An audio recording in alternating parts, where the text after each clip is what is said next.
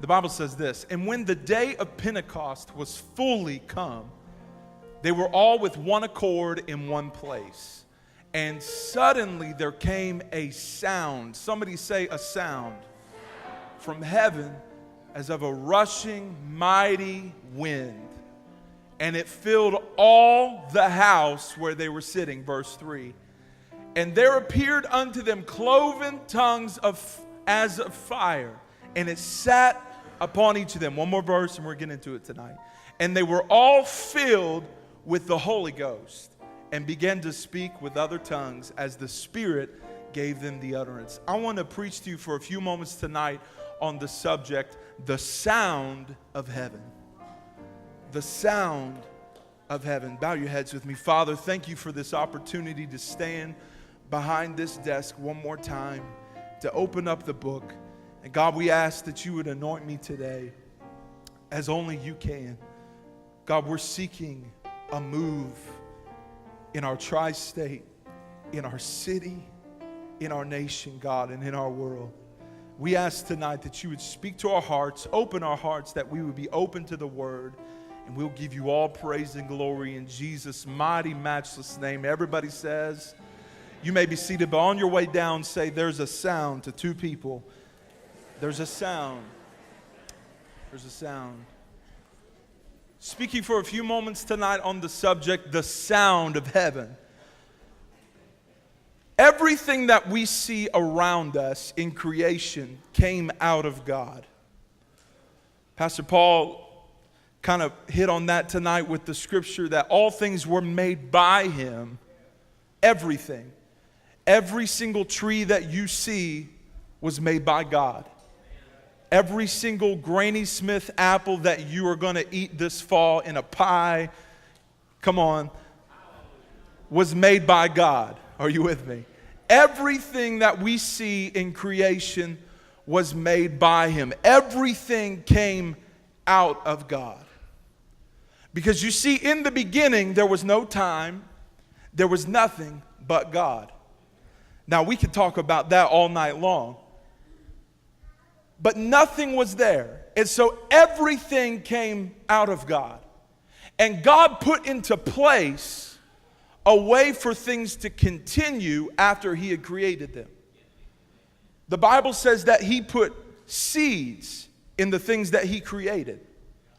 That way, when the fruit of the first apple tree was eaten, there was still a way for that apple tree to survive and thrive. And so he put seed in it so it could be replanted, watered, harvested, and eaten, and planted, and watered, and harvested. Are you getting what I'm saying? God put in it the ability to create itself again if planted. And so everything came out of God. But everything came out of God through sound. You say, give me Bible for that. If you go to the book of Genesis, when God is creating everything that we see, what does it say? And he said. And he said. He spoke and things came out of him. He had Mars on the tip of his tongue and it formed. He said galaxies come into place and they came into place. Light come into place. Moon, stars, sun come into place. Waters be separated. Firmament be in place. Are you with me tonight? And God said, everything came out of his voice. He didn't have to order it on Amazon Prime and wait 2 days. Or 3 or 4 or 5 or 6. Come on. The word came out of his mouth. This tells me that no situation is too hard for God. Because if he can speak a thing into existence, why can't he speak it out of existence? Give your Bible for that. They were on a boat, Jesus and his disciples, and the storm was raging. And he said, peace, be still. And the storm stopped. The same God that spoke the world into existence can come down in your situation and say, peace, be still. The same God that spoke you into existence is the same God that can heal your body, deliver your marriage, change your financial situation. He's the same God. Why? Because there is power in the words that God speaks. When God speaks, things begin to happen. When words come out of God's mouth, things begin to shape and form and go and create and birth and die, all because and God said. And God said. All he had to do was speak it. So there's power in a sound. Somebody say there's power in a sound. Ezekiel 43:2 says this, and behold, the glory of God of Israel came from away of the east. His voice was like a sound of many waters, and the earth shone with his glory. When God's voice speaks, glory will fill the earth. Are you with me? In Job chapter 36, verse 32, the Bible says he covers his hands with the lightning and commands it to strike the mark. Its crashing declares the presence of God. I want somebody to know tonight that there is power in a sound. There is power in a sound. Even Ezekiel saw the power of a sound when he walked up on an impossible situation called the Valley of Dry Bones. He said, Lord, what did I do? What do I do? He said, prophesy. And when he began to prophesy, declare the word of the Lord, use the sound in his mouth. The Bible says there was a sound and the bones begin to rattle and come together. When there is a sound in you, things will begin to happen that you cannot do on your own. When there is a sound in you, you will get places that you could never get by yourself. When there is the sound in you. Somebody say a sound. A sound. Jericho is another example. We see obedience through the children of Israel in Joshua as they march around the walls. It didn't take the march, it took a sound. They didn't have to fight with a sword to take the walls down. All it took was a sound. All it took was a sound. And so everything came out of God by his voice, by a sound. And the Bible says that we are made in the likeness of God. You and I have been given a voice with a sound. What's the Bible say? Shout unto God with a voice of triumph. Aren't you glad that God has given you a voice? I said, aren't you glad that God gave you a voice to declare a name that is higher than every other name, that he didn't leave you to have to deal with your situations on your own, but he gave you a voice? That he gave you a voice in the spirit with a sound. Is somebody with me tonight? There is power when you open up your mouth and begin to declare the word of the Lord. The Bible says that power of life and death is where? It's in the tongue. It's in my voice. It's in my sound. That's why the enemy wants to silence my voice, because he knows the power and authority that God has given within this thing right here. Right here, you have the choice to declare life or death over your situation. Right here, you have the choice to encourage somebody or gossip about somebody. Right here. And that's why the enemy wants to silence you. And beyond that, that's why the enemy wants to silence your praise. Because he knows the power of your praise. That when I begin to open up my mouth in a hard time, in a bad situation, and I say, God, though you slay me, yet will I trust you. You are great and greatly to be praised. You are Alpha and Omega. The devil's afraid of the church because she has a sound inside of her. He's afraid of my praise. And that's why it's a powerful thing when we come together and we begin to lift up the name of Jesus. The enemy starts getting afraid because there is power in a sound. Somebody say a sound. And so from the beginning, God has wanted to have a sound in the earth. God wanted somebody who would listen to the sound and echo the sound. Are you with me? And the Bible tells us that God would meet with Adam and Eve in the cool of the day. He would come into the garden and meet with them. And sound would come out of him. And they would hear it. I believe they echoed that sound. He would talk to them about the destiny, the purpose on their life in the cool of the day. And if you look at that phrase, the cool of the day, in the original Hebrew, it means the wind of heaven. The wind of heaven. God would come down and meet with Adam and Eve in the wind of heaven. I don't know why we think we're going to see revival without getting in the secret place with God. The only reason they had the wind of heaven in their life was because they had an intimate relationship with Him. And we think we're going to do it just by coming to church on Sundays, and that's great. And we think we're just going to do it by attending a small group, and those are great. But if we don't get alone with God and experience the wind of heaven again, our churches need the wind of heaven again.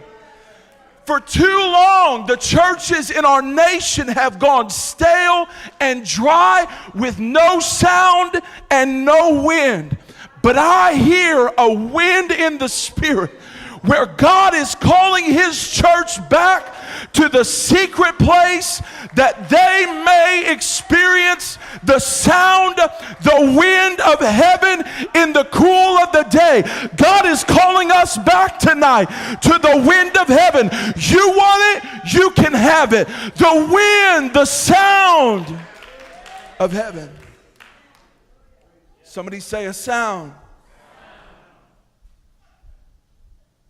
The wind of heaven. But we want the sound, the wind, without relationship. It's the form of godliness, but denying the power thereof. And so Adam and Eve, we know the story. They disobeyed God. They're kicked out of Eden, and they lost the wind of heaven. They lost the sound.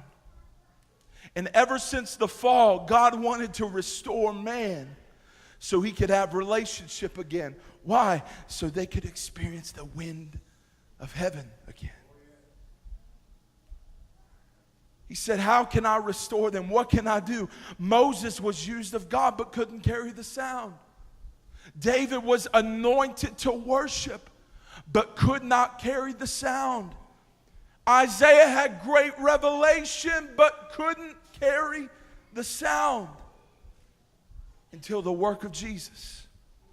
When the veil was ripped from top to bottom, we were given access to the wind of heaven again. And so we come to our text where Jesus had previously told 500 people to go to the upper room and wait on God. Wait for the Spirit of God to meet them there. Have you ever wondered what the other 380 that weren't there were doing? What kind of lives did they live? Did they live mediocre lives where they knew of Jesus but they had no relationship with Jesus? 500 were called, but 120 were there.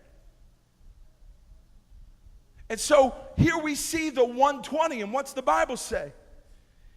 It says to us that when the day of Pentecost had come, they were together in one place and in one accord.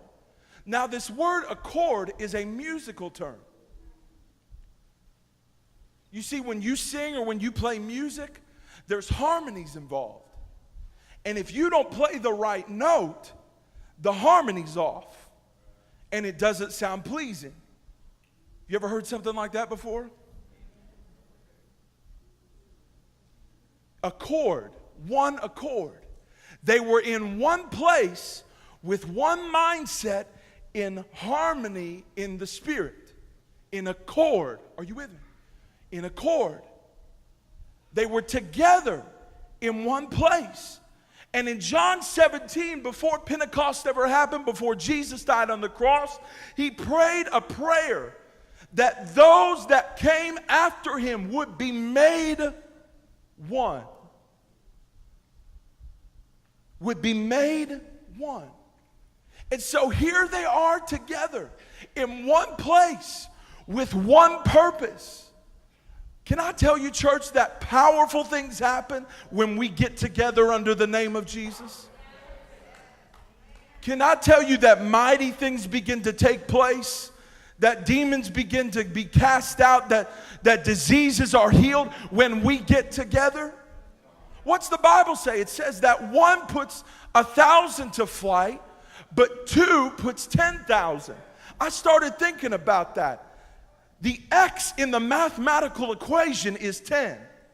One puts 1,000, two puts 10,000, three 100,000, four 1 million, five 100 million, and six 1 billion. What do you think we could do if we would just get together and listen to what Jesus said? Where two or three are gathered in my, it don't even take six. All we got to do, church, is get together in one mind, in one accord. Where we don't come to church so people will notice us, and we don't come to church so we can be part of a club, but we come here because there is purpose, there is anointing. This is a place for the lost. This is a place for the dying. Come on, church, somebody give them a hand clap of praise right now. What would happen if we get together? Give me two or three in unity and we'll turn the world upside down. They were all in one place. Are you still with me? You go back to the Tower of Babel. They started building this because they were in one mind. They had one purpose. And the Bible says in Genesis 11:6, and the Lord said, behold, they are one people and they all have one language.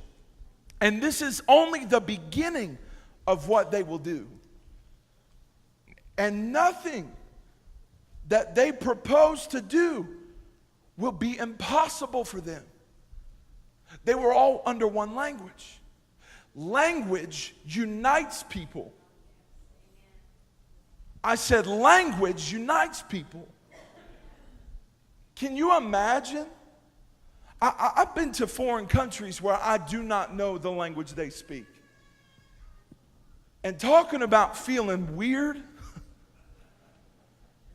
I remember the first time I went to Haiti with our pastor on a missions trip.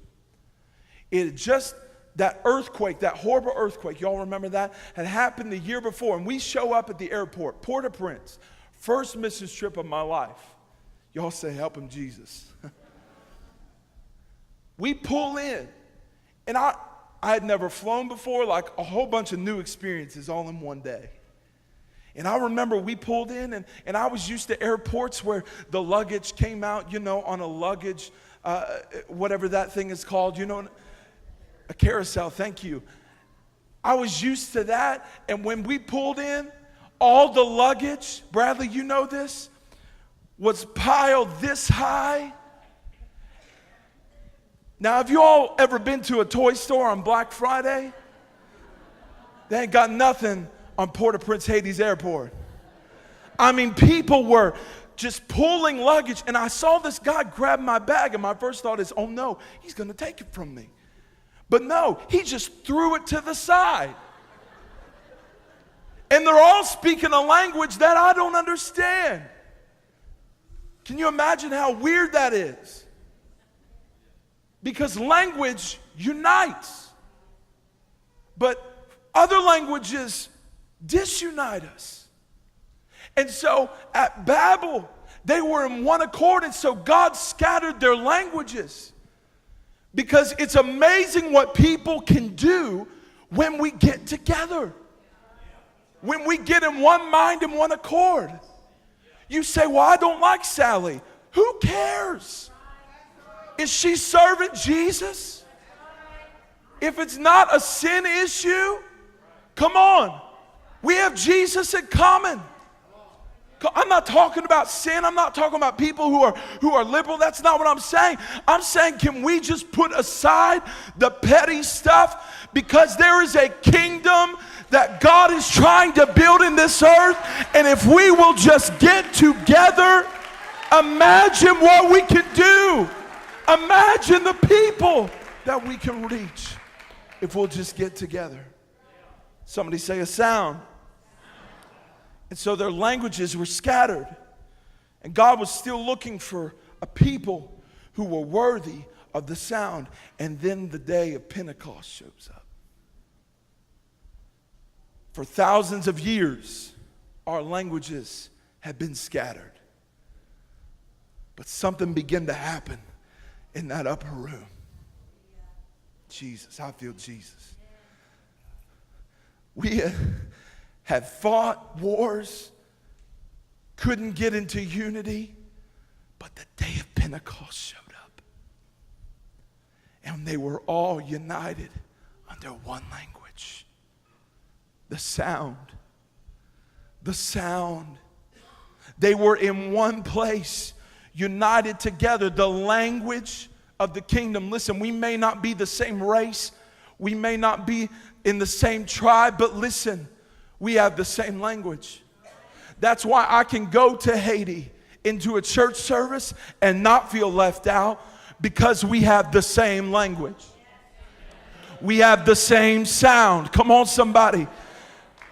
On the day of Pentecost, He united us together. He gave us something to unite us together. And that is a sound that we don't hear much anymore.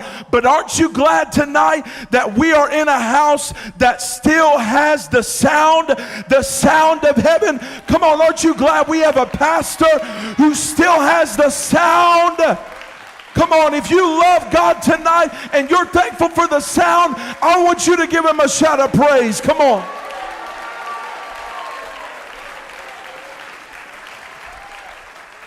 And so they had unity in the upper room. And when there was unity among them, suddenly something happened.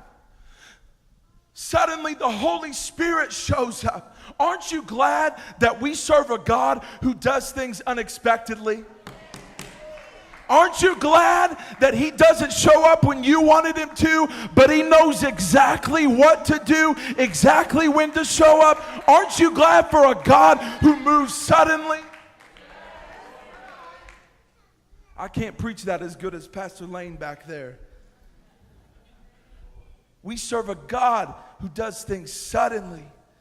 Are we okay with God wrecking our schedules? Are we okay with God moving when we don't think He's going to move? Are we okay with God moving at Texas Roadhouse when it makes no sense? When I'm about to bite into a juicy steak, medium well, ribeye. Come on, somebody. I'm real hungry right now if you can't tell. Come on. Can we be okay with God moving when we're in Walmart picking up diapers for our child? Are we okay when God wants to do something suddenly? Are we okay when it's not on our schedule and we're too busy on our phone in Facebook for God to move, because He's a God who does things suddenly? My God. And so unity equaled a sound, the sound of heaven, the sound of God's kingdom coming into the earth. And the Bible says that it was a mighty rushing wind, that is a forcible carrying breath. A forcible carrying breath. You don't have to be qualified to have this breath. Your parents may not have been saved. That's okay. That doesn't matter. This thing will carry in your life through the good, through the bad, because it's a forcible carrying breath. It works in every nation. It'll work in every church. It'll work in every situation. A forcible carrying sound. A forcible carrying breath. Can I tell you tonight that the wind of heaven, the sound of God will not be stopped? You cannot stop it. You will not stop it. God is on the move. Let's move with him, church. Woo. And the Bible says that it filled the whole house. We need a sound that fills the whole house. From kids to youth to young adult to heritage group, we need a sound that fills the entire house. We need a sound that fills the whole house. Can I tell you that gossip will go when the sound fills the whole house? Demons won't be able to stay when the sound of heaven fills the whole house. Somebody say the whole house. Somebody say the whole house. Cities, regions will be changed when the sound fills the whole house. And if you haven't picked up on what I'm preaching on tonight, the sound is a language which is called the baptism of the Holy Ghost. It's the initial evidence. This sound was given to us on the day of Pentecost. And I know many churches have forsaken it because they want to be relevant. Can I tell you tonight that the most relevant thing to my generation is the baptism of the Holy Ghost? There's a lot of preachers my age not preaching it. There's a lot of preachers my age who are forsaking altar calls, forsaking the move of God. But can I tell you, if it weren't for the baptism of the Holy Ghost, this young man wouldn't be here tonight. We need the baptism of the Holy Ghost again. We need a sound. You want revival? Get baptized in the Holy Ghost. Come on. Come on. Release that sound right now. Come on.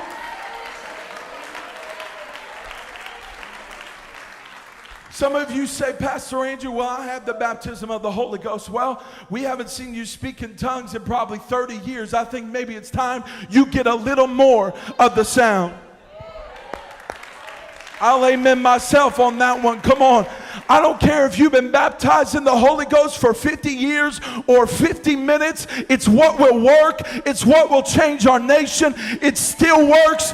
It will get young men out of depression. It will get young men out of pornography. It will get young women out of the sex trafficking network. It's what works.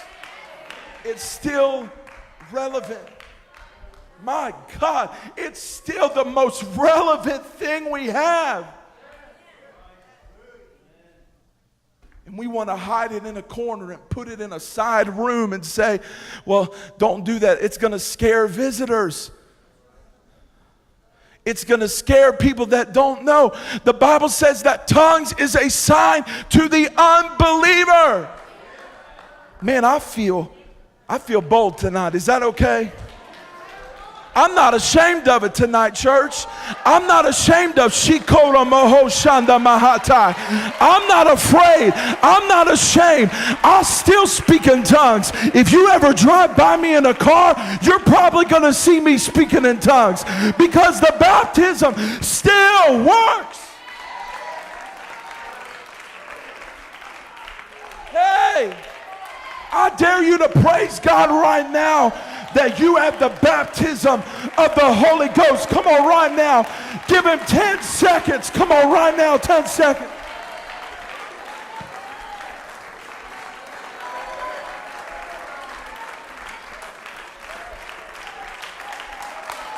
I feel on assignment tonight. God wants to wreck this house with the baptism again. It's what we need, church. It still works.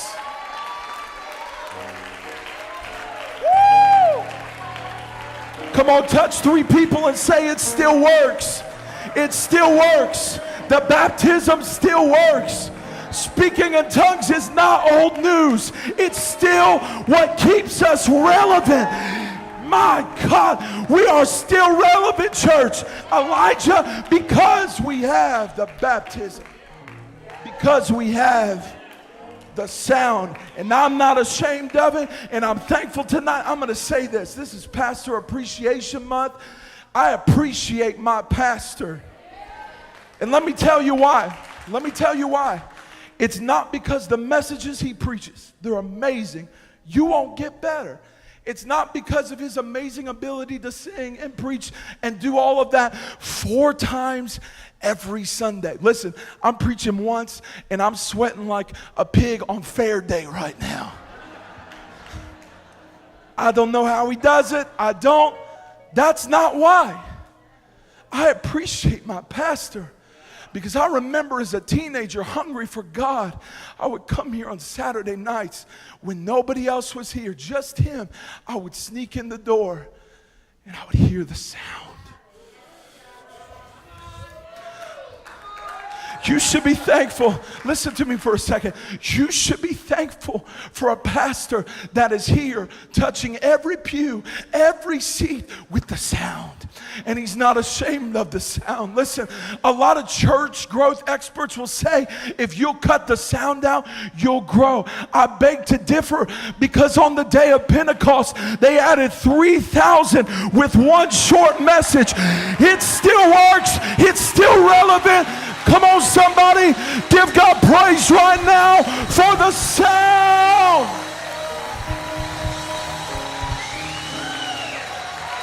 Come on, I think we can do better than that. I'm going to give you 20 seconds right now. Come on, 20 seconds right now to lift up.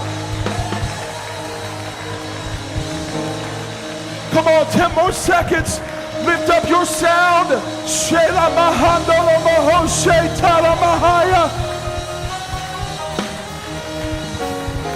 I feel like preaching tonight. Come on. There's a sound that God wants to put in the earth. We are the vehicle. The Bible says that there is treasure in earthen vessels.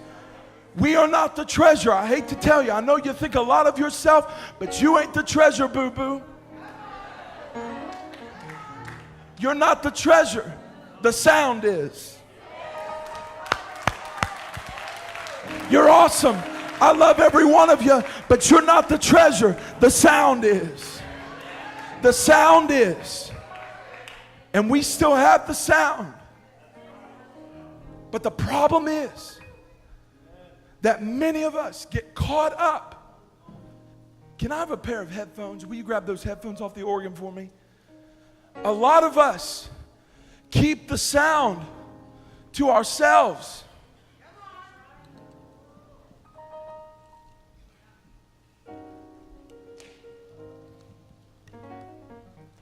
And the only person that can hear the sound,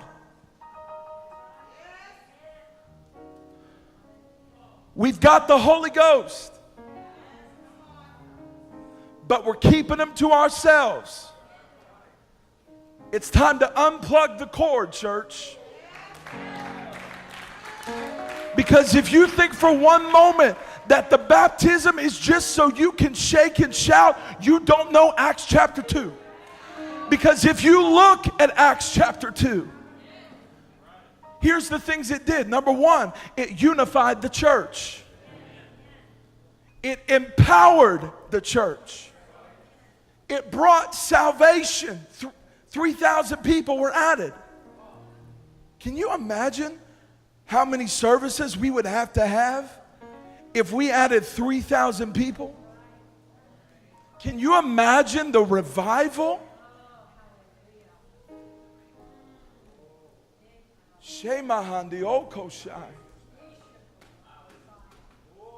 And the other thing it did, it brought awe and wonder to the world.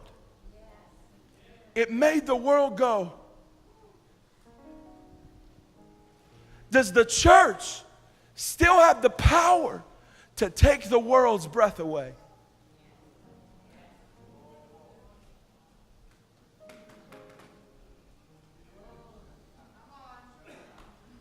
You know what did it? The sound. It was the sound. And when we keep it to ourselves, I feel conviction in this house right now. God, convict us for keeping the sound to ourselves. Convict us for not being kingdom-minded. Jesus. Shela Mahadio Koshai.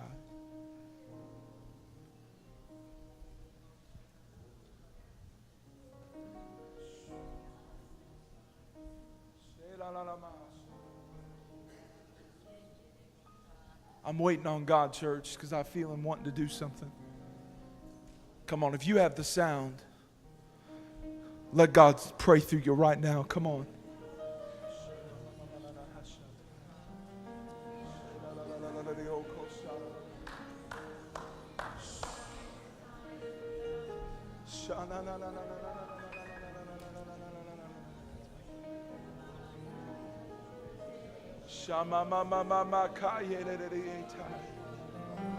Come on, He's touching hearts right now. Come on.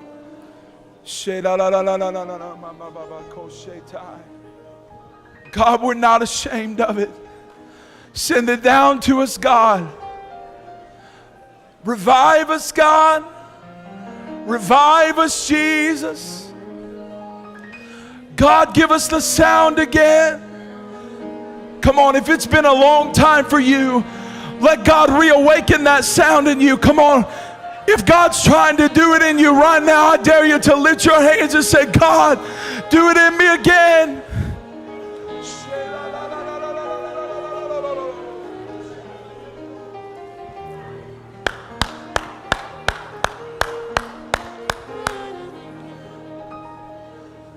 Come on, church, release your sound right now.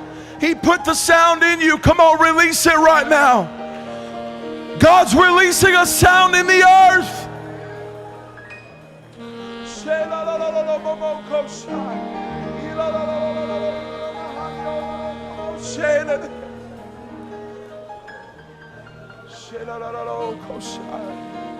Hallelujah. Hallelujah. Hallelujah. Hallelujah. Here's what I want to do right now. I'm just going to move in God. I didn't even finish my notes, but that's okay. I want the elders to come at this time. Here's what I'm going to do. I'm going to give an altar call right now because I feel God pulling on hearts right now. Come on. Come on, elders. Come on. If God is pulling at your heart right now, I'm not saying you're lost, nothing like that. I'm saying you want a fresh experience with the sound of God. Come meet me at this altar right now. I felt God pulling on my heart this afternoon that He wanted to baptize some people in the Holy Ghost. Come on, if that's you, meet me here right now. Come on, right now.